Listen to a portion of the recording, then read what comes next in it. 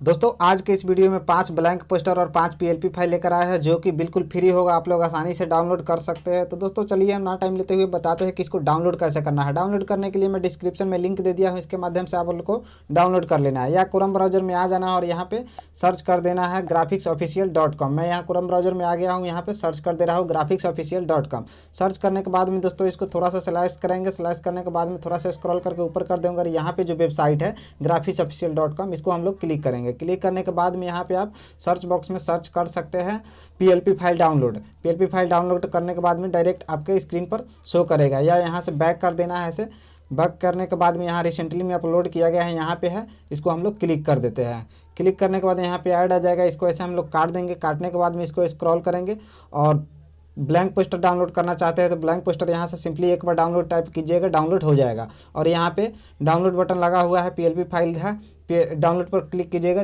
PLP file आपका download होना शुरू हो जाएगा।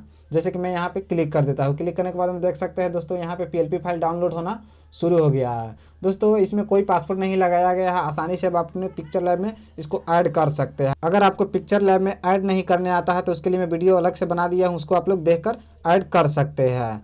दोस्तों अगर वीडियो अच्छा लगा होगा तो लाइक कर दीजिएगा, चैनल को सब्सक्राइब कर दीजिएगा, एक प्यारा सा कमेंट कर दीजिएगा।